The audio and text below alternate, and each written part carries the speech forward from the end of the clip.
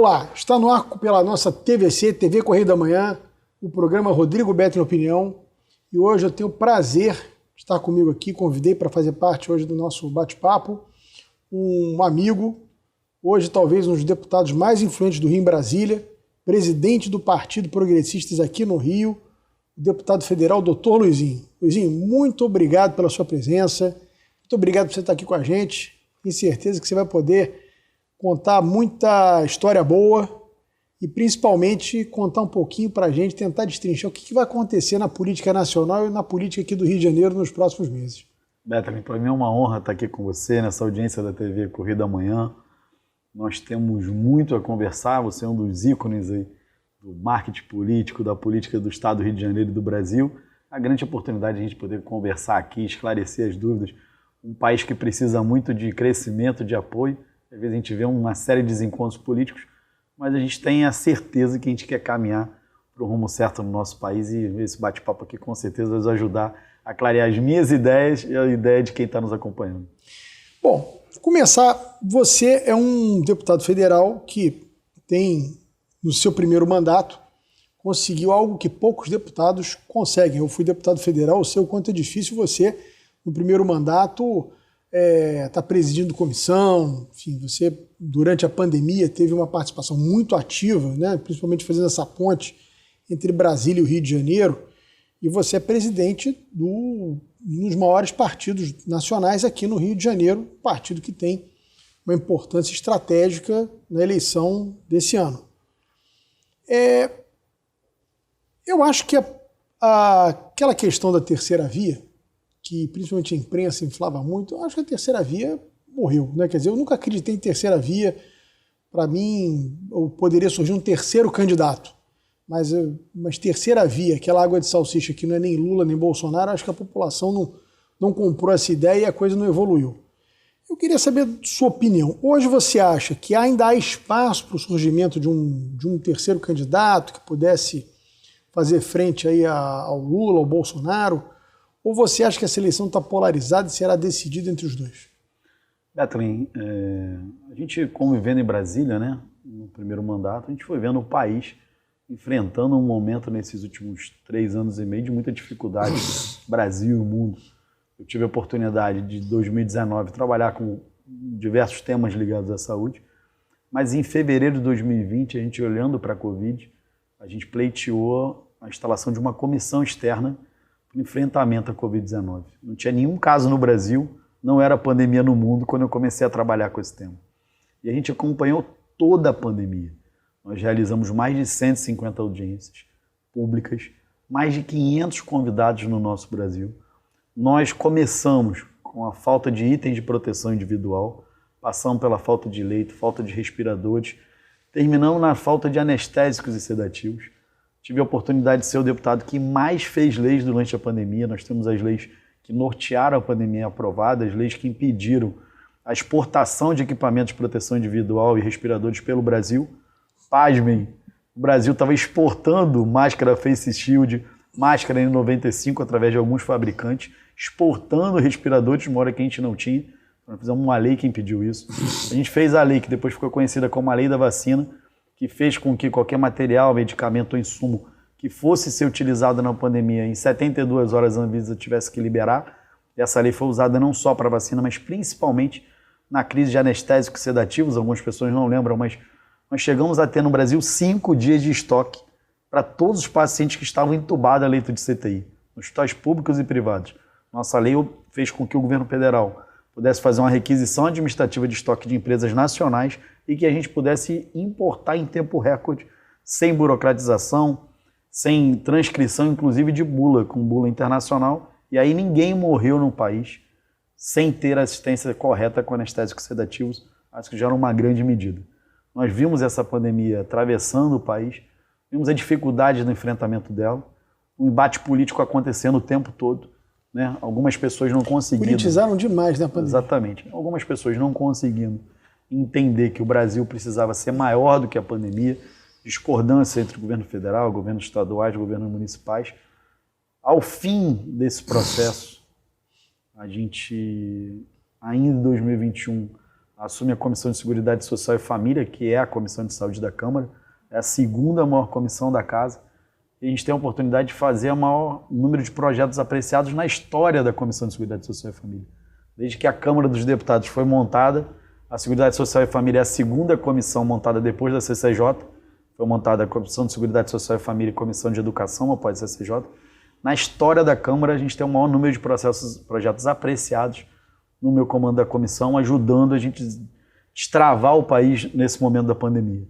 A gente olha para isso tudo e vê um país que não consegue aprender nem com a pandemia. O país é um país que enfrenta inúmeras dificuldades e tem a dificuldade do diálogo. Um país que tem dificuldade para o diálogo, obviamente os dois campos de polarização estão colocados. A candidatura do ex-presidente Lula, com o PT e os seus apoiadores, a candidatura do presidente Bolsonaro, com os seus apoiadores. Nós, do Progressistas, fizemos a opção de apoiar o presidente Bolsonaro. Em alguns momentos a gente discordou do comportamento, das decisões, mas na sua grande maioria o nosso alinhamento é um alinhamento liberal, um alinhamento para defesa do empreendedorismo econômico, defesa dos direitos individuais. Petlin, o projeto da minha vida é a criação da carteira de vacinação online. Isso está no meu programinha de campanha em 2018. E a criação do Conect SUS fez com que a gente pudesse estar aí no teu telefone a tua carteira de vacinação. Esse era o nosso sonho. Mas não só que não esperava uma pandemia, apesar de eu ter enfrentado uma pandemia de febre amarela no estado, para que a gente olhasse e a mãe que vai ali no posto de saúde com a caderneta, um filho na mão, outro no peito, uma confusão, pudesse ter um instrumento. Às vezes ela perde o papel. Sim. A gente já defendia a vacinação, eu defendo a vacinação, mas eu nunca defendi a vacinação obrigatória. Porque eu acho que é direito individual seu. Se você ficar comigo 2 horas, eu vou ficar 2 horas tentando te convencer a vacinar, mas eu jamais vou te obrigar. Isso é um movimento que a gente faz a vida inteira. Então, isso a gente foi muito olha... mal explicado, né, Luizinho? Essa coisa foi transformada num embate, você é contra ou a favor da vacina, tudo virou no Brasil um fla-flu, né? E na verdade é o seguinte, essa questão, a vacina ela é um instrumento de saúde pública. Algumas pessoas julgaram que a vacina foi desenvolvida muito rápida e poderia não ter eficiência, muita gente ficou preocupado com isso, não tomou vacina por causa disso. Não, e até aí... todos o day after da vacina que você não tem como oferir ainda, né? Sim, mas o momento era o seguinte, no momento que você tem uma pandemia, eu vou trazer para o momento que nós vivemos aqui no estado do Rio de Janeiro, com uma febre amarela, foi vivido no país, eu era o secretário estadual de saúde, eu tinha que tomar uma decisão. A febre amarela vinha matando em Minas Gerais, vinha matando no Espírito Santo. Eu comecei a vacinar as nossas fronteiras e fui ao ministro da Saúde e falei, a minha decisão é vacinar o meu estado do Rio de Janeiro. O ministro era o Ricardo Barros. Falou, então eu te dou garantia de dose. Nós iniciamos uma vacinação, São Paulo era contrária à vacinação, porque achava que os riscos de morte pela vacina da febre amarela seriam maiores do que o benefício. Isso não é muito longe não, Beto, isso foi em 2017. E eu banquei a decisão de vacinar a população. Uma vacina que existe há 50 anos. 50 anos. Eu banquei a decisão de vacinar a população do estado do Rio de Janeiro, porque eu julguei que os riscos e os casos que poderiam acontecer de as pessoas contraírem a febre amarela porque eram vírus atenuados ou morrerem, era a chance de ter mais gente morta pela febre amarela era exponencialmente maior do que quem poderia morrer dos efeitos da vacina. Então, se você comparar, eu poderia ter 10 mil mortes sem vacinar e poderia ter 10 mortes se eu vacinasse todo mundo. Então, tomei a decisão de vacinar a população do estado do Rio de Janeiro. O estado do Rio de Janeiro, na região sudeste, é o único estado que não teve um caso na região metropolitana. A cidade do Rio de Janeiro e a região metropolitana não teve nenhum caso de febre amarela, porque nós vacinamos a população naquele momento. Sabe o que aconteceu, Betlin? No estado de São Paulo, na cidade de São Paulo teve febre amarela. Morreu gente na cidade de São Paulo com febre amarela. Eu falei que ia acontecer. Então, a decisão de vacinação é sempre uma decisão polêmica. Sim. É a medida de saúde. Você olha assim, tipo, o que vai trazer menos problema para a população? Vamos vacinar. Esse é o desejo. Mas voltando ao fio da meada, o país é um país que ele não conseguiu dialogar Então, estamos colocados 2 candidaturas de 2 campos. A gente tem que olhar e ver com quem você se alinha mais. Eu falo muito isso sobre a política. Ninguém vai pensar exatamente igual ao outro. Você não pensa em casa? Eu falo isso, você discorda da sua mulher? Eu tenho 30 anos com a minha esposa, com a Sara. 30 anos, completamos 30 anos e 22 de casado. Todo dia a gente pensa diferente em alguma coisa. Não é por isso que a gente vai separar. Então, na política, a gente se alinha com quem a gente mais pensa igual. Eu penso muito mais igual ao presidente Bolsonaro do que eu penso igual ao PT. Meu pensamento se alinha aqui, no campo de centro e do centro-direita. Nesse campo dos avanços trabalhistas, no campo do liberalismo econômico, no campo dos direitos individuais, num campo de uma era que a gente não está amarrado ao sindicalismo. Para muitos que não conhecem, essa pelegada que ficou vivendo aí nas costas de quem trabalha. O negócio de imposto sindical obrigatório é a coisa mais vexaminosa que existe. Nesse campo, a gente está colocado aqui. O país, obviamente, num processo democrático, poderiam ter outras candidaturas que desempenhassem essa expressão, mas as candidaturas não criaram corpo. Até porque, Bethlen, a primeira eleição que eu votei foi Collor-Lula e o Brizola chegou em terceiro. Tinham, sei lá, 14 candidatos. Mário Covas e tudo mais. Eu votei no Covas no primeiro turno. Quando você olha para trás, desde ali, a gente está polarizado, PT e anti-PT. É assim há anos, porque a candidatura foi Fernando Henrique Lula, José Serra e Lula, Alckmin Lula, depois Serra e Dilma, Alckmin Dilma e depois Aécio e Dilma. O país está sempre polarizado entre PT e anti-PT. Não vai ser diferente desse momento, principalmente que o presidente Bolsonaro ocupa a presidência. Ninguém ia conseguir transpassar o presidente Bolsonaro para chegar no segundo turno. É verdade. Acho que esses 2 projetos políticos estão claros, colocados. Acho que o Brasil vai ter uma eleição decidida, talvez até no primeiro turno, porque eu acho que as pessoas vão migrar do candidato Ciro Gomes, e essa decisão talvez seja até decidida no primeiro turno, e vai ser decidida por detalhes, porque é a primeira vez que a gente pode comparar um país presidido pelo presidente Bolsonaro com outro país presidido pelo presidente Lula. A gente consegue ter parâmetros.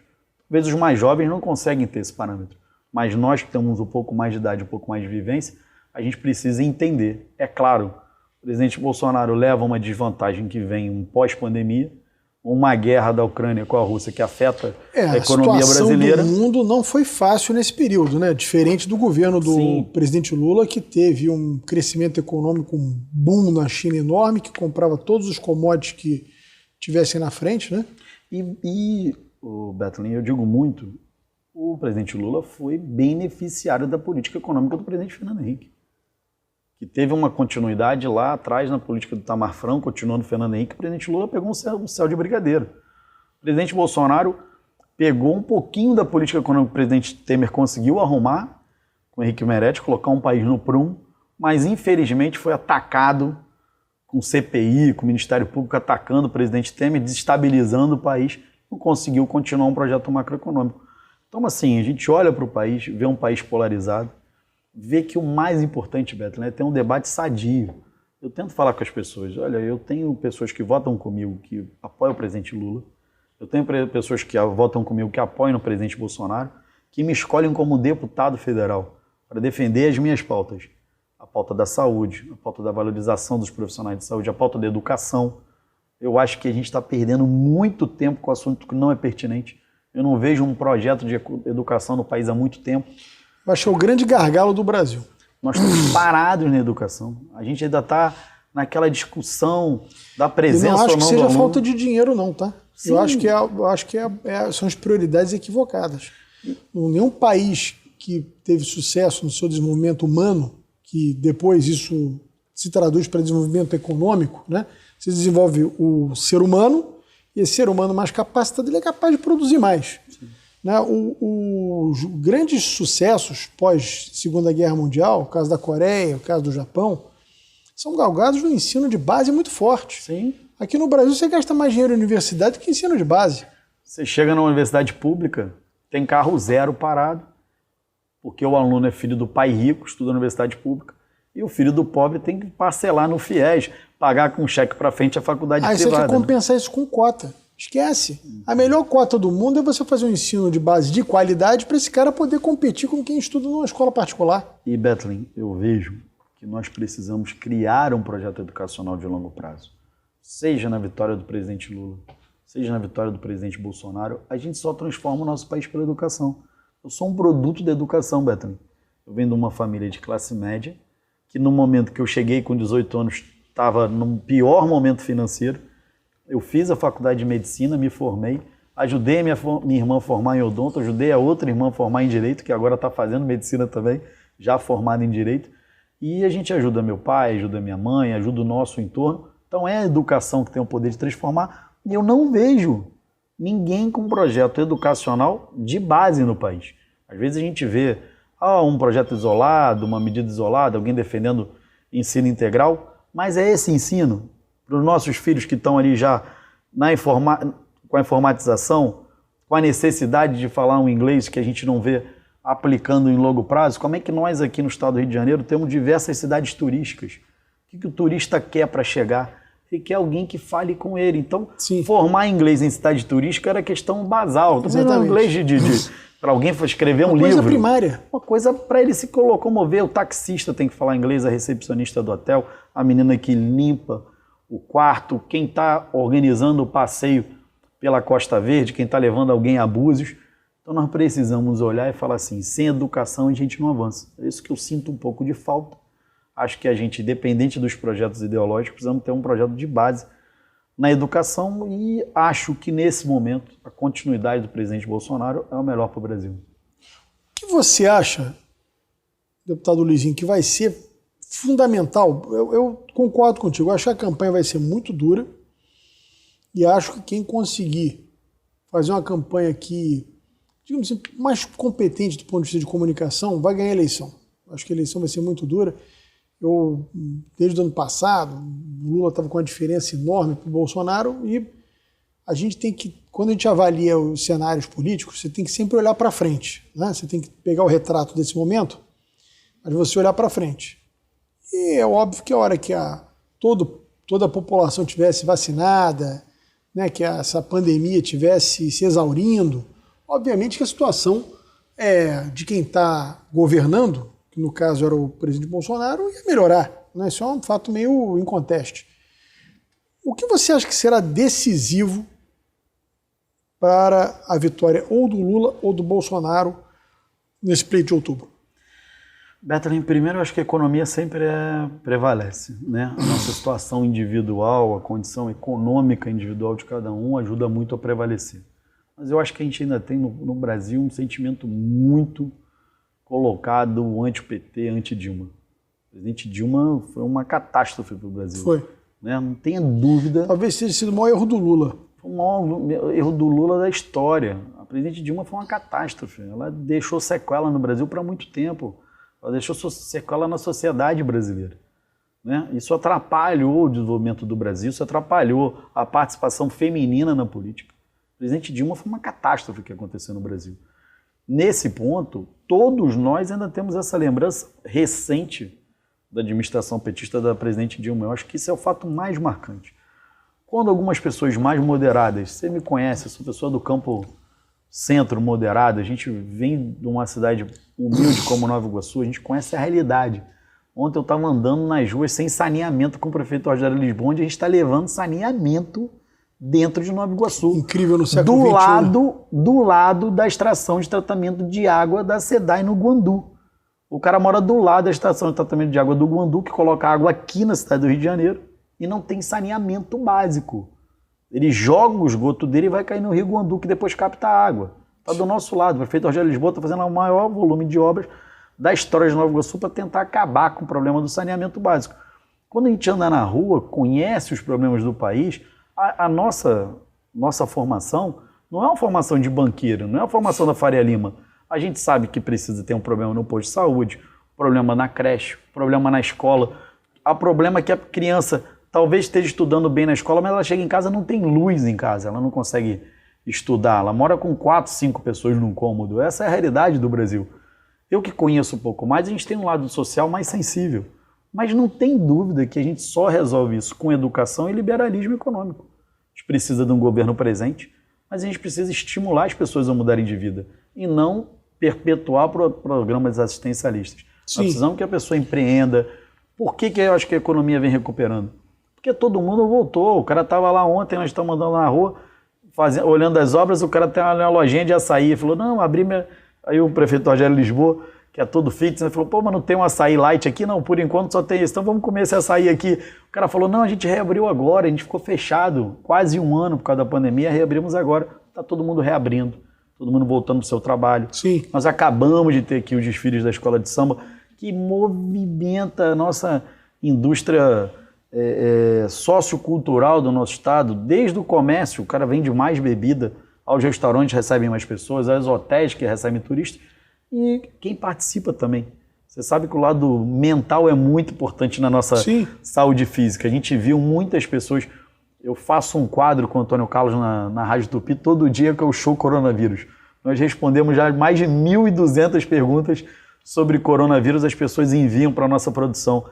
E uma das coisas que eu falo sempre, se você não tiver com a tua saúde mental boa, é claro que a tua imunidade vai cair. Quando a gente está com algum problema psicológico, reflete no nosso corpo. Sim. A gente está mais suscetível às doenças. Quando eu olho isso tudo, é claro que a gente tem um lado social que chama mais atenção para mim, mas eu não posso esquecer o que aconteceu no país nos últimos anos no governo Dilma, e a gente não pode esquecer esse momento que a gente está vivendo de liberalismo. É claro que tem uma guerra ideológica posta pela imprensa, né? A imprensa, ela é sempre contra o governo.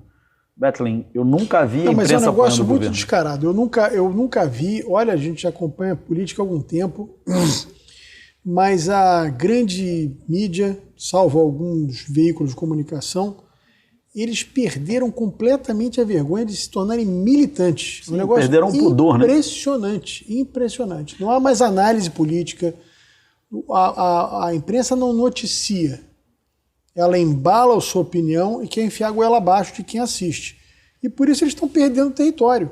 Por isso que a internet tem avançado tanto, as redes sociais, as pessoas têm buscado se informar até mais pelas redes sociais do que pela própria imprensa tradicional. Porque há no Brasil, eu acho um fenômeno um pouco mundial, mas no Brasil se exacerbou de uma forma em que você vê aqueles comentaristas, vindo da Globo, primeiro são especialistas de tudo, né?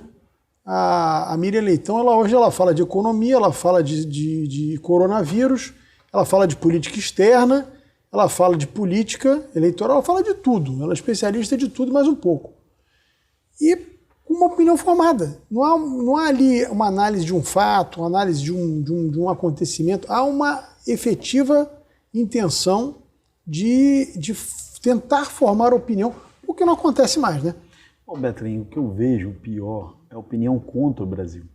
As pessoas estão torcendo contra o país. As pessoas não estão torcendo contra o presidente Bolsonaro só. Elas estão torcendo para o Brasil dar errado. Então isso isso eu falo sempre. A gente que tem sempre buscando a moderação, a tranquilidade, a gente escuta as pessoas fazerem colocação de que elas não sabem o que estão falando. Sim. Ou estão buscando ali como eu vou fazer um ataque ao governo, como a gente vai buscar uma campanha de desmoralização, seja de quem quer que seja. A realidade é essa. Nós que somos figuras públicas, a gente está colocado ali de pé, esperando ser atacado a qualquer momento, né? Em cima de projetos que hoje a gente está vendo no mundo esse fenômeno da queda dos veículos de comunicação, uma comunicação mais direta, mais verdadeira, a população buscando uma informação de qualidade. A gente agora acabou de vetar a urgência do projeto de fake news, né? A gente foi ao plenário da Câmara, votação de urgência. Isso é uma maluquice. Nosso partido fez uma liberação, uma parte votou contra, eu votei contra a urgência, porque eu acho que é um projeto que pode até ser bacana, porque a gente também sofre fake news, mas ele precisa terminar de ser analisado. Ele vem sendo discutido. No momento eleitoral não é momento para isso. Ele vinha sendo discutido. Ele teve tempo de 3 anos para ser discutido e votado. Agora vai ser levado à urgência? Qual é a relevância de uma urgência aprovar alguma coisa no meio da eleição? Favoreceria a quem? O que eu acho, Bethlen, é que a gente precisa de liberdade.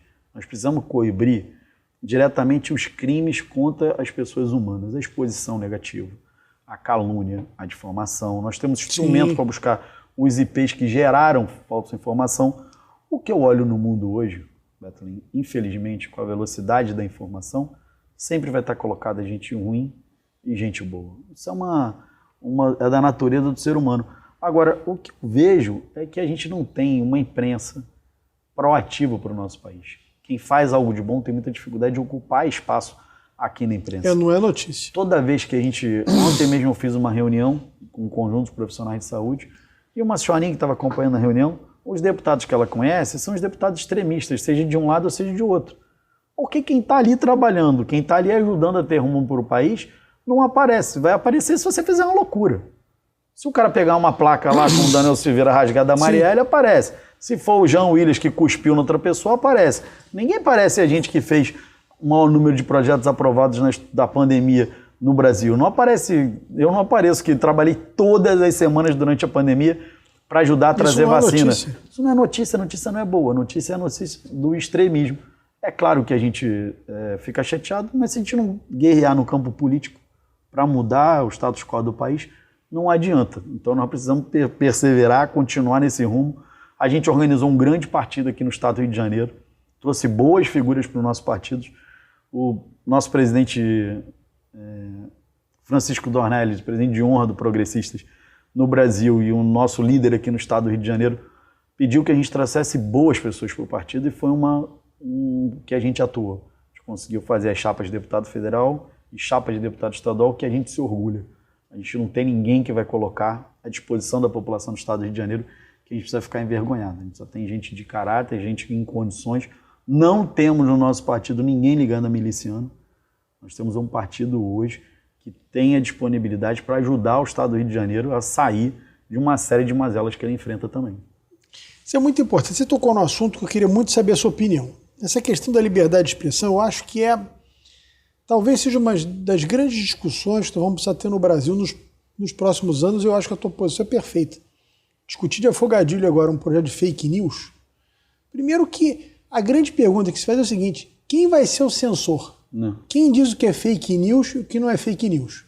Né? Porque eu posso dizer o seguinte: olha, eu acho que a vacina, como foi o caso aqui, quantas vezes tiveram médicos renomados, eu vi, você pode gostar, não gostar, mas você pega um Edmilson Migoff, que é um cara que tem uma história de vida. O cara foi censurado nas redes, foi retirado das redes, porque defendia um tratamento precoce, né? Foi criminalizado por isso.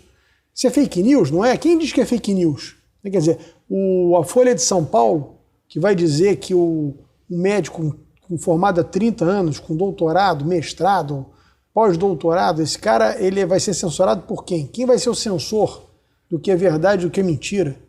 Eu acho que essa vai ser a grande discussão. E eu acho que o caso mais assim notório, né, e no Brasil está muito difícil de discutir exatamente as teses, é o personagem, o mensageiro. Ele hoje é mais importante que a mensagem. Então fica difícil discutir teses. Eu tento discutir teses, mas é sempre muito difícil. E o caso mais notório que nós temos hoje no Brasil é o caso do Daniel Silveira, que foi um cara que eu não tenho nenhuma simpatia política, não votei, não votaria, enfim, não estou falando aqui com muita tranquilidade. Foi muito infeliz nas colocações dele, acho que foi extremamente agressivo, mas foi o que você disse, tem lei para isso. Tem calúnia, tem difamação, tem o Conselho de Ética da Câmara, e nesse íntere foi aberto um inquérito do qual o juiz do caso é a vítima do caso. Sem discutir as outras filigramas jurídicas que são enormes, mas assim, talvez seja o único processo julgado no Brasil em que a vítima é o juiz. Não conheço um outro caso que tenha acontecido.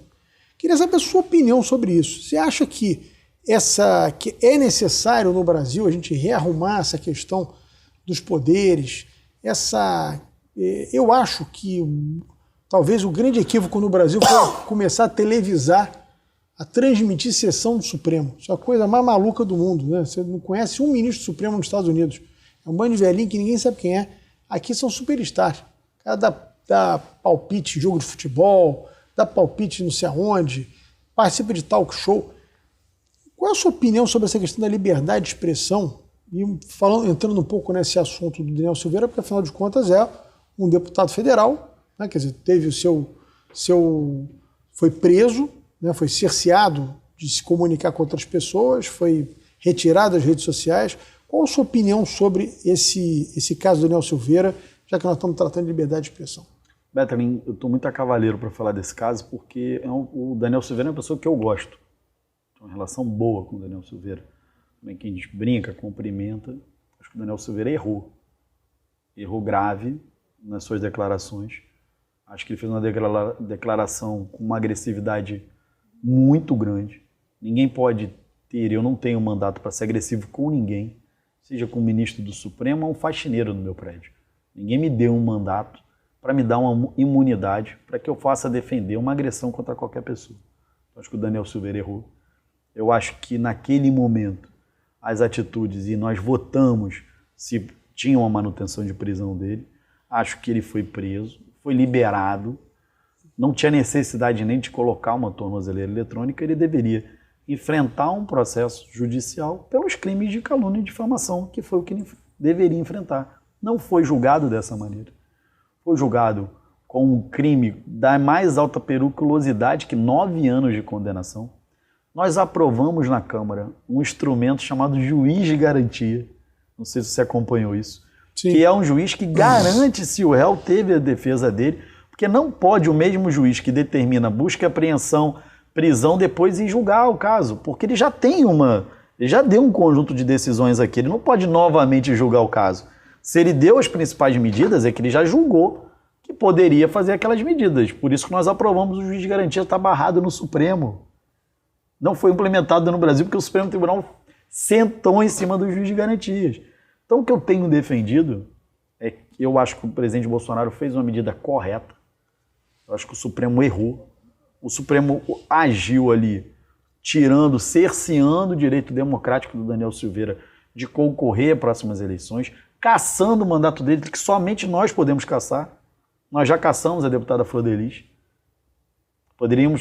Foram caçados outros deputados na história, e ele pode vir a ser caçado, porque o processo está aberto, mas nunca o Supremo Tribunal Federal interferir dentro da Câmara dos Deputados. Isso é um ponto.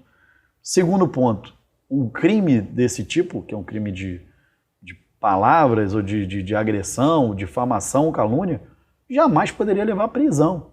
Poderia levar até uma prisão domiciliar, uma restrição de movimentação, nunca por um presídio. Ou nós temos um sistema carcerário que educa ou deseduca? Sim. Nós precisamos, se nós temos algum tipo, eu ainda defendo isso, Bethelin, condenações administrativas, a pessoa deveria ficar na prisão domiciliar porque ela é obrigada a pagar suas despesas, e não nós pagamos a despesa para o outro. Então eu acho que o que está acontecendo... Ela não põe em risco fisicamente as outras pessoas. É óbvio que eu tenho... E outra coisa, Bethelin, o Daniel Silveira, guarde não concordar com as declarações dele, guarde não concordar com o comportamento dele, sou oposto a tudo que ele falou, tudo que ele fez, não é meu comportamento. Não foi cerceado o direito dele de assistir o julgamento, ele não podia entrar no Supremo. Eu nunca ouvi falar, o preso da mais alta periculosidade do mundo pode entrar no seu tribunal e assistir o seu tribunal. Então foi julgado quase que em regime de exceção. Acho que a gente precisa avaliar o conjunto do que está acontecendo dentro do Brasil, porque nós vimos aí, eu sou muito a cavaleiro para falar, Bethelin, eu sempre condenei a forma que o presidente Lula foi preso. Eu acho que ele foi preso, fizeram um julgamento, fizeram um segundo julgamento de afogadilho e colocaram ele preso. Eu preferia ter disputado com o presidente Lula e ganhado na urna, e não disputado com ele preso, cerceado o direito dele de disputar a eleição. Eu tenho um posicionamento claro desde lá de trás. Eu jamais nunca votei no PT, eu não votaria no presidente Lula, mas eu acho que a prisão dele naquele momento também cerceou o direito dele. Assim como a prisão do Daniel Silveira, isso que estão fazendo do Daniel Silveira é cercear o direito democrático dele. Ele tem direito de disputar a eleição, participar. Se ele tiver que tomar algum tipo de medida, acho até que ele já cumpriu pelo tempo que ele ficou preso. Acho que o que ele já cumpriu, qual foi uma medida de 1 ano, ele já cumpriu uma prisão maior do que esse prazo que era para ser cumprido. E eu acho que a gente precisa retomar a sanidade mental. O Brasil precisa retomar a sanidade mental. Porque não é porque você não gosta da pessoa que você pode defender essa pessoa estar presa. Eu não gosto da opinião do Bethelin. E não, esse cara aqui, olha, eu adoro a opinião do Lula, eu quero que ele esteja solto. E detesto a opinião do Daniel Silveira, ele vai ter preso. Não! Nós precisamos conviver com as opiniões. Sim. E parar com essa coisa de achar que todo mundo tem que ficar preso. A prisão é um centro para quem não pode conviver com a sociedade. É uma forma de punição. A punição ela pode ser econômica, bloquear os seus bens, tomar os seus bens, e ela pode ter uma medida mais grave que é prender a pessoa dentro da própria casa, do seu domicílio. Se ela coloca em risco a sociedade. É óbvio. E você vai trazer a despesa dela para ela e para a família dela. Ah, não, vai trazer a despesa dele no presídio para nós. Nós temos que ainda pagar as despesas de quem já agrediu a sociedade. Sim. Então, como eu penso muito diferente, Brito, como eu vejo que a prisão deveria ser crime para tráfico, para crime de morte, para criminoso e não do campo administrativo, eu tenho uma outra visão de mundo. Então eu acho que o Daniel Silveira, o Supremo está errado nessa condição. Eu acho que o Supremo a gente precisa acalmar esse país e principalmente juiz julga, juiz não dá entrevista. Quem dá entrevista é político, é jornalista, é quem participa da vida cultural do país. O juiz julga, ele não pode dar opinião previamente, seja para um lado ou para o outro. O Brasil está acirrado. Parece que aqui é uma disputa de ministro do Supremo contra o presidente Bolsonaro. É um negócio impressionante. Quando eu vejo... eu não consigo ter cabimento nas medidas do ministro Alexandre de Moraes, com todo o respeito, proibiu o Alexandre Ramagem de ser nomeado diretor de Polícia Federal. Ah, porque ele é amigo do Bolsonaro, mas o ministro Alexandre de Moraes era amigo do presidente Temer, quando indicou ele para o Ministério do Supremo, para ser ministro Supremo. Então é direito do presidente da República nomear o diretor de Polícia Federal. É um cargo de confiança, então, não assim, um cargo de desconfiança. Exatamente. Então, assim, ninguém vai nomear um chefe de Polícia Federal que você não confie. Então, o Ramagem, um homem sério, um homem íntegro, não pôde ser diretor de Polícia Federal porque o ministro não quis. E da mesma maneira, no governo Dilma, o Lula não foi nomeado ministro porque o ministro Gilmar Mendes não quis.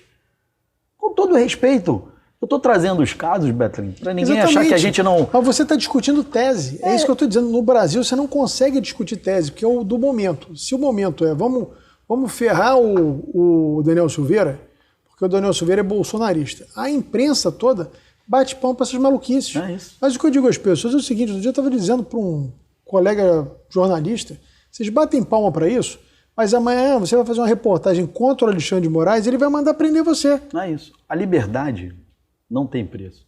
Eu volto a lembrar do episódio que o presidente Lula queria deportar o repórter do New York Times.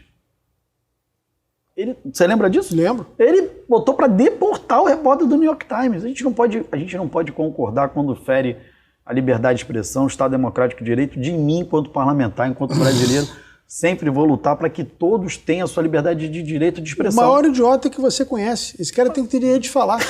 O que não pode é a gente ser cerceado da nossa liberdade. Seja que a opinião seja contrária ou a favor da gente.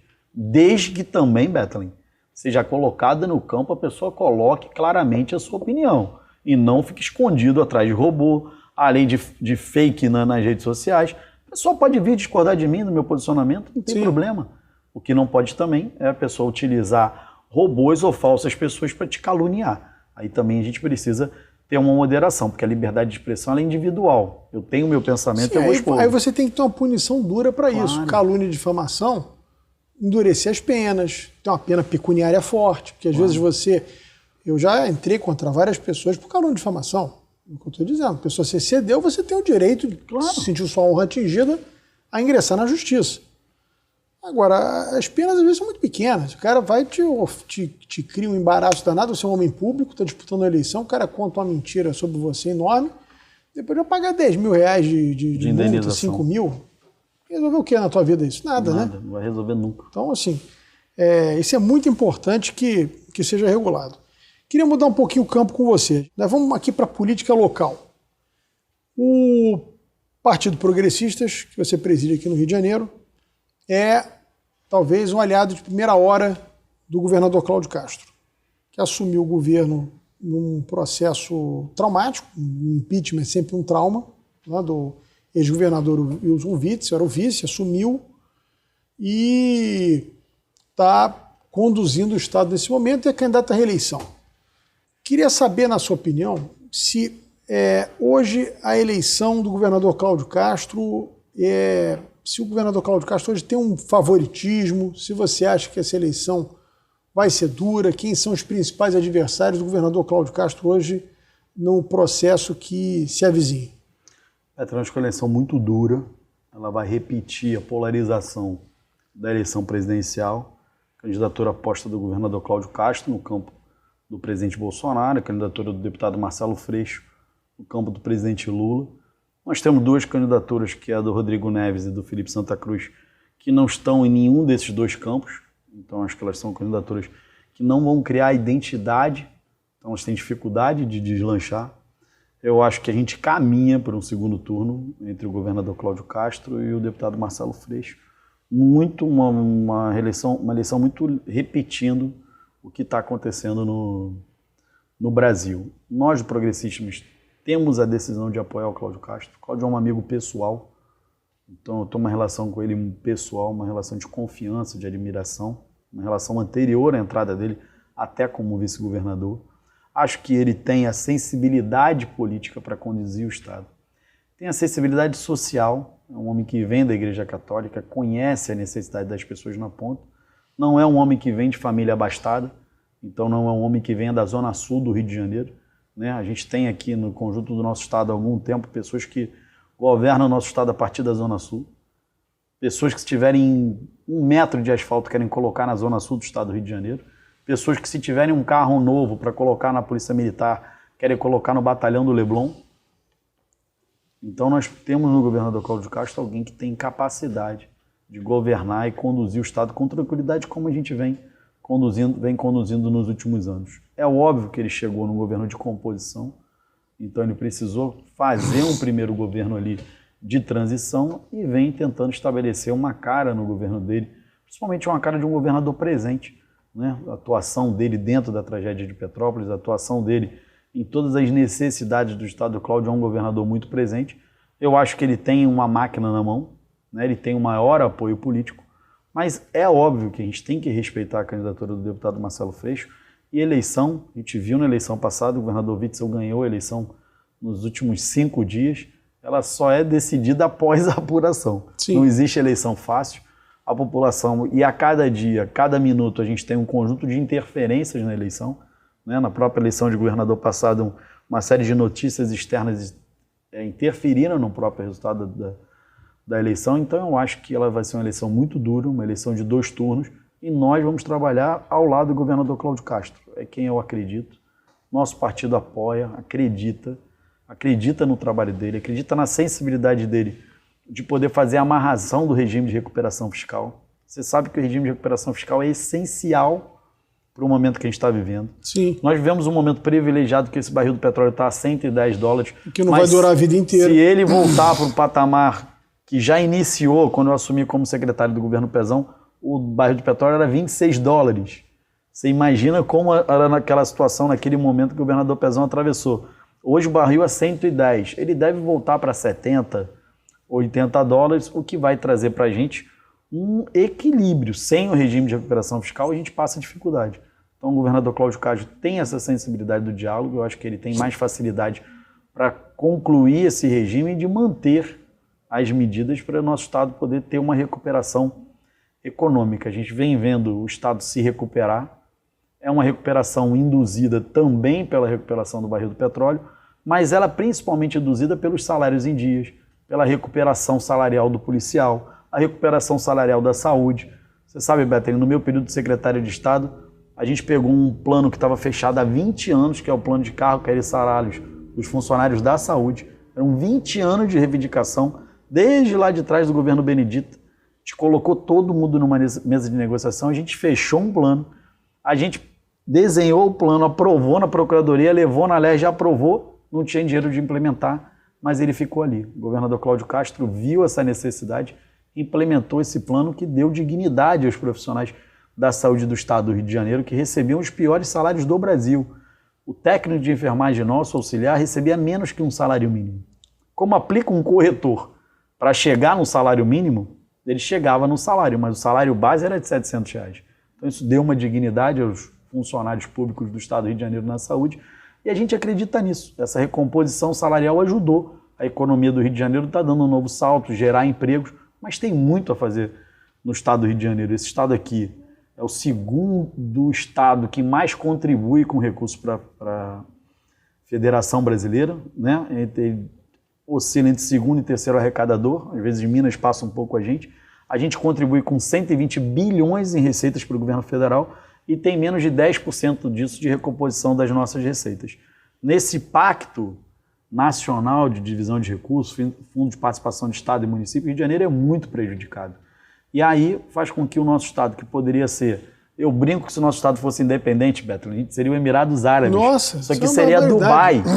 E a gente está pegando o nosso recurso, vai para outros estados para corrigir os problemas de violência lá, quando nós temos um problema de violência aqui mais grave do que a maioria dos estados do Brasil. Não dá para comparar o Rio de Janeiro, com todo o respeito, eu conheço, com o estado do Amapá, com o estado de Roraima, com o estado de Rondônia. Não dá para fazer esse tipo de comparação o que vive no nosso estado. Então a gente precisa brigar para melhorar a nossa arrecadação tributária, para melhorar os serviços que a população do estado do Rio de Janeiro precisa, né? Então o governador Cláudio Castro tem feito essa parte, a gente vai fazer um caminho com o Cláudio Castro. Eu acho que uma das grandes medidas que o governador conseguiu implementar, e eu acho que nós não vamos, talvez politicamente, talvez os efeitos, mas o efeito imediato foi a entrada de muito dinheiro no caixa do Estado e dos municípios, que foi a concessão do saneamento. Mas eu acho que a medida prática disso, nós só vamos ver daqui a muitos anos, né? Uma medida para o futuro. E a gente estava falando da questão da iniciativa privada, a questão da livre iniciativa, da sua posição de defensor da liberdade econômica, e eu acho que esse é um caso clássico de como essa cabeça estatizante, que principalmente no Rio de Janeiro se perpetuou durante décadas, atrasou, né? A gente estava falando do caso de Nova Iguaçu, que ao lado do Guandu as pessoas não têm esgoto tratado nem água encanada, né? Pelo menos de forma regular. Sim. E são dados medievais no Rio de Janeiro. Nós temos dados de saneamento de era medieval no Rio de Janeiro, porque se sustentou um modelo estatizante em que você, de todas as formas, você defenestrava a iniciativa privada que tinha dinheiro para fazer, o Estado não tinha dinheiro. Quantos anos a gente perdeu nisso? Quantos anos se discute essa questão da concessão do saneamento, que só foi feita agora? A gente está com 20, 30 anos de atraso. Ô Betlin, e nós, além de perdermos recursos, nós perdemos vidas. A gente que convive na saúde, o número de doenças infecto-parasitárias reduziu, mas nós ainda temos casos de leptospirose, que é a doença transmitida pelo xixi do rato. Nós temos casos de crianças com diarreias graves causadas pela falta do esgotamento sanitário. Nós temos casos de osteomielite causado por feridas abertas e geradas a partir do problema do esgotamento. Muito parte do nosso problema ainda de dengue está ligado também ao problema de saneamento da nossa cultura. Então eu acho que essa medida de privatização da SEDAI foi uma medida acertada. A gente precisa cobrar muito, muito as concessionárias, né? Águas do Rio, Aenguá, todas essas que estão aqui, precisa ser cobrada para que efetivamente faça a prestação de serviço.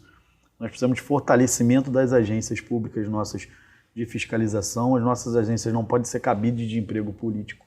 Precisa fortalecê-las tecnicamente para que isso efetivamente possa trazer a melhoria de vida para a população. Na maioria das cidades que tiveram empresas independentes, aí a gente pega Petrópolis, Niterói, que já tem de anos essa privatização, o saldo é muito positivo. A gente precisa que esse saldo positivo seja no estado inteiro a partir da privatização da SEDAI.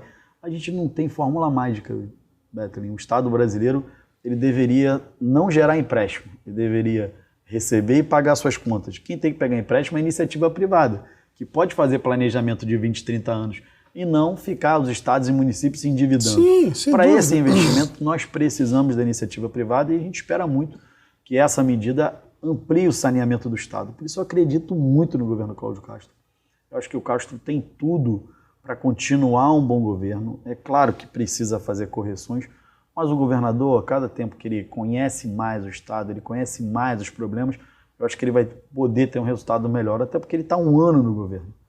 A continuidade administrativa... Como efetivo, um ano. Praticamente um ano que ele tem segurança das suas decisões.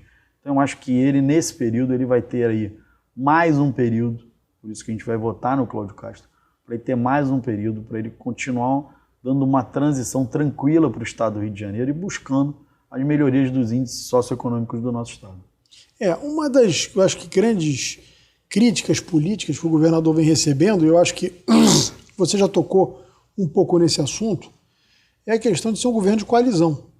E aí você tem o cara que apoia o Lula no governo, que é de um outro partido, né? Enfim, você tem uma composição ali que, enfim, acaba acomodando as questões locais aqui do Estado. Você tem que ter maioria na Assembleia para governar, mas há sempre uma certa crítica em relação a essa questão de, no governo, ter pessoas que não estão alinhados com a candidatura do presidente Bolsonaro, já que o Bolsonaro é o candidato do PL, o candidato do PP, enfim, o candidato de uma coalizão de partidos que acaba se reproduzindo aqui, localmente, aqui no estado do Rio de Janeiro. Qual a sua opinião sobre isso? Betlin, eu acho que o nosso estado é um estado que vem de um estado de calamidade pública financeira. Nós precisamos dos melhores quadros. Estejam eles onde estiver. Precisamos juntar os melhores quadros. Talvez uma crítica que eu faço é que a gente precisa de uma participação técnica maior, talvez menos política, mas com os melhores quadros em cada área. Melhores quadros na saúde, na educação, na ciência e tecnologia, na Secretaria de Fazenda, no planejamento. Nós precisamos dos melhores quadros. Da onde eles vêm, não importam. Sim. Porque o nosso estado é superior a isso. Nós viemos de um estado de calamidade pública. A gente vem de uma situação financeira degradada, destruída. Na minha época, o funcionalismo estava com 3 meses de salário atrasado, Betlin. Não foi fácil. Eu trabalhei com a Secretaria de Estado com 30% do meu orçamento e devolvi toda a nossa estrutura funcionando com 30% do orçamento. Mas eu me cerquei dos melhores técnicos que nos ajudaram a recuperar a condição de atendimento de saúde no Estado. Pelo contrário, eu além de botar tudo para funcionar, eu abri 2 novos hospitais com 30% do orçamento. Eu acompanhei o que você fez na saúde do Rio de Janeiro naquele momento, com aqueles recursos. Foi mágica, porque as pessoas dizem assim, mas podia ter feito... A gente tem que entender o homem em suas circunstâncias. As circunstâncias que você pegou a saúde do Estado com tudo atrasado, tudo fechado, os hospitais desabastecidos, você fez, ele foi mágica e o povo reconheceu. Tanto é que você foi candidato a deputado federal e teve mais de 100 mil votos. O povo compreende, vê, né, que aquilo ali não está funcionando, passou a funcionar. Tem uma razão de ser. Eu falo assim, Betlin, que a gente precisa entender a política com a entrega. O governador precisa entregar. Nós precisamos entregar. Quais são os melhores quadros? Vamos trazer os melhores quadros com a gente. Efetivamente, o quadro político tem que trazer o melhor quadro para a gente. A situação do nosso estado é a pior situação do Brasil. Então nós precisamos governar com os melhores. Nós não podemos ficar preso a paradigma político e ideológico. Esse estado nosso é um estado diferente do Brasil. O país é um país equilibrado. O nosso estado não. O nosso estado é um estado desequilibrado. A gente não pode preincidir de algumas pessoas porque elas ideologicamente talvez sejam diferentes da gente, mas elas podem fazer uma entrega maior. Nesse campo eu não vejo problema. Eu vejo problema é que em alguns momentos as principais e algumas secretarias poderiam estar melhor equipadas tecnicamente. Mas isso faz parte de um governo de coalizão e tem essa dificuldade. Eu acho que a gente tem identificação clara do governador Cláudio Castro com o projeto do presidente Bolsonaro. Ninguém tem dúvida do alinhamento do Cláudio Castro com o presidente Bolsonaro. Esse alinhamento é claro. Peças que estejam no governo de coalizão, que pensem diferente, elas vão acontecer, mas nós precisamos pensar no nosso estado. Eu fico olhando, Beto, quando acontece alguma coisa com São Paulo, está todo mundo junto. Sim. E aqui, eu falo isso inclusive pela nossa bancada. Você sabe quando o governador Pezão brigou pelo regime de recuperação fiscal, a maioria da bancada votou contra o regime de recuperação fiscal. Nós só aprovamos na Câmara dos Deputados com o voto de outros estados.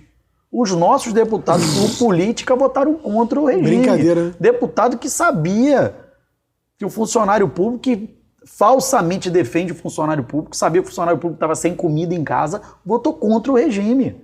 Votou contra o Estado. O governador Pezão teve uma vitória com os outros estados, não com o nosso estado. Então a gente olha aqui e a gente parece que a gente quer replicar uma política nacional sem pensar no nosso problema. A gente precisa levar saneamento, a gente precisa gerar emprego, a gente precisa resolver o problema de mobilidade da nossa região metropolitana. Essa brincadeira de gastar bilhão construindo via para um lado, via para o outro, o nosso povo não quer ser lata de sardinha, Betlin. Ou você acha que o nosso povo quer ficar conduzido horas e horas nesse BRT, essa imundície que hoje é o BRT? Ou alguém que mora na Baixada quer sair 4 horas da manhã sem ver o filho para voltar para casa 10 horas? É o tempo de deslocamento. Precisamos gerar emprego e renda na Zona Oeste. gerar emprego e renda na Baixada Fluminense, a gente precisa respeitar as pessoas. Você vê o que a gente olha para o futuro e a gente vê uma visão egocêntrica de condução do Estado do Rio de Janeiro, que é muito, olha, a coisa mais importante de obra de mobilidade é terminar a linha 4 do metrô. Para quê? Para continuar a levar a gente da onde não tem emprego para onde tem emprego encaixotada? Nós precisamos melhorar o emprego. O nosso investimento tem que ser geração de emprego e renda na Baixada, na Zona Oeste, onde a gente tem milhões de moradores que têm dificuldade para chegar aqui. Não adianta, essa cultura ela está mais do que vencida, Bethlen. Essa mobilidade que a gente fica olhando aí, grandes obras, grandes empreiteiras abrindo estradas, trans não sei o que, isso acabou. A pessoa quer sair de casa, trabalhar, voltar, buscar seu filho na creche, fazer uma atividade física, cuidar da sua família e não ficar encaixotado o dia inteiro no ônibus, num trem. Isso é bonito para quem vê de fora, para quem está dentro do ônibus é muito diferente. Muito sofrimento. Então, a gente precisa olhar esse ordenamento do Estado do Rio de Janeiro, ajudar o desenvolvimento do nosso interior, olhar a região metropolitana, porque a gente, quando faz uma divisão socioeconômica no nosso estado, por região, a gente chama isso de região metropolitana 1. Mas a diferença entre Japeri e o Leblon é muito grande. Nossa Senhora. Então nós estamos precisando olhar para a região metropolitana com outros olhos. A gente precisa olhar para ali, fazer uma geração de emprego e renda, desenvolvimento e não tratar essas regiões como gueto. A gente viu uma criminalidade jogada para a Baixada Fluminense, jogada para a região dos Lagos, quando foi implementado um projeto de UPP aqui. Ninguém prendeu ninguém, empurrou a bandidagem para fora da capital. Voltou a bandidagem para a capital e espalhou pelo estado. Nunca teve tanto tráfico de droga como na região dos Lagos como tem agora. Acho que a gente precisa entender um projeto educacional, um projeto de geração de emprego e renda para a gente reorganizar o nosso estado. Vejo no governador Cláudio Castro o melhor projeto para reorganizar o estado do Rio de Janeiro. Antes da gente terminar, não queria deixar de falar do Senado, porque é um voto, em geral, que as pessoas às vezes não dão muita importância, mas eu acho que até por conta desse esgarçamento dos poderes, o Senado passou a ter uma visibilidade maior, porque os senadores são que, na verdade, fazem um pouco o contrapeso, né? Fazem aquela questão dos pesos e contrapesos na República em relação ao Supremo. Quem fiscaliza o Supremo, em tese, deveria ser o Senado. Nós vamos ter a eleição de um senador no Rio. E eu digo sempre que é muito importante que as pessoas entendam, o deputado federal ele pode representar uma corrente de pensamento específica, um segmento, uma região, né? O senador ele representa um estado, um voto majoritário. Nós temos algumas candidaturas postas, né? Nós estamos falando de escolher os melhores quadros. No caso do PP aqui no Rio, qual é a posição do PP para o Senado? Bethlen, nós vamos com o André Siciliano, nosso presidente da Assembleia Legislativa. Um quadro que ajudou muito o Estado do Rio de Janeiro no regime de recuperação fiscal. O André, à frente da Assembleia Legislativa, entendeu os problemas do Estado do Rio de Janeiro. Enfrentou temas com uma dureza muito grande, uma dureza que ele foi criticado e não teve o voto da esquerda. O André Siciliano, deputado do PT, ele não teve o apoio do PT e do PSOL nas principais medidas que foram implementadas com ele presidindo a LERJ. Porque o André é uma pessoa de bom senso. A bandeira do André não é uma bandeira partidária, é uma bandeira do Estado do Rio de Janeiro. Eu diria mais, se não fosse o André Siciliano, talvez os funcionários estivessem até hoje com salário atrasado. O Bethlen, eu falo isso todo dia. Nós temos uma dívida de gratidão com o André Siciliano e com o governador Pezão. Foram homens que ajudaram a recuperação desse Estado aqui. Então o André, eu tenho certeza, como senador, não será um senador ideológico. Será um senador a serviço do Estado do Rio de Janeiro. Numa Câmara, um sistema bicameral como o nosso, que o Senado é uma casa revisora que tem 3 senadores para o Estado, o nosso senador representa, vamos dizer, nós temos 3 senadores para representar 17 milhões de pessoas. Nós temos 3 senadores no Amapá para representar 800 mil pessoas. Nós temos senadores com menos votos do que eu, tive 103.745 votos, e nós temos senadores eleitos com 70 mil votos. O André Siciliano, ele tem que representar o Estado do Rio de Janeiro. E eu tenho certeza que ele tem envergadura para isso, para representar o Estado e não para ficar em guerra ideológica. O Estado do Rio de Janeiro precisa de defensores. Nós precisamos chegar em Brasília e ser defendidos. O governo federal tem uma dívida muito grande com o Estado do Rio de Janeiro. Não é de agora, não é uma dívida que está gerada agora. É uma dívida histórica. A gente sofre de esvaziamento econômico. Nós precisamos de um bom representante. Eu não tenho dúvida dos nomes postos até agora. o André Ciliano é o melhor nome para representar a gente no Senado Federal. Deputado doutor Luizinho, meu amigo, um dos deputados aí que, no seu primeiro mandato, você está dando um show de competência, mostrando como é possível usar um mandato em prol da população. Queria agradecer muito a sua presença aqui no programa. Espero que você volte, que o assunto não falta, o nosso tempo acabou, mas a gente tinha assunto aqui para mais 2h30 de programa, se fosse o caso. Eu queria franquear o microfone para que você pudesse se despedir dos nossos telespectadores. Beto, eu queria te agradecer por esse espaço aqui, parabenizar o Correio da Manhã, nosso amigo Magna Vita, porque está fazendo um show de comunicação. Nós precisamos de liberdade, precisamos de mais veículos de comunicação no nosso estado. A gente não pode ter uma voz uníssona no nosso estado somente de uma empresa de comunicação, precisamos de outras empresas. Precisamos de iniciativa como a tua, que dá espaço para a gente poder conversar. A gente fez aqui, falamos dos temas mais duros, né, Beto? Você foi duro aqui nos temas, a gente aqui não ficou falando de flores, falamos dos temas duros do nosso país, mas é uma honra representar o estado do Rio de Janeiro. Quando eu chego em Brasília e a gente vai representar o estado do Rio de Janeiro, para a gente só enche de orgulho a gente ser um dos 46 deputados federais. Algumas pessoas acham que para muitos, pode parecer um glamour. Para mim, é o peso da responsabilidade de representar 17 milhões de pessoas do nosso estado. A gente representa de Paraty a Varriçai. Poucas pessoas sabem, somente 2 deputados tiveram votos no estado como um todo. Eu tive voto em todas as cidades. Então a gente tem o peso de representar esse estado, olhar cada uma das regiões e ver como o nosso mandato pode ajudar o estado do Rio de Janeiro e o Brasil. Muito obrigado por essa oportunidade da gente estar aqui junto, Beto. Muito obrigado, Luizinho, e muito obrigado a você que nos assistiu nesse programa. Espero que você continue com a gente no Rodrigo Beto Opinião.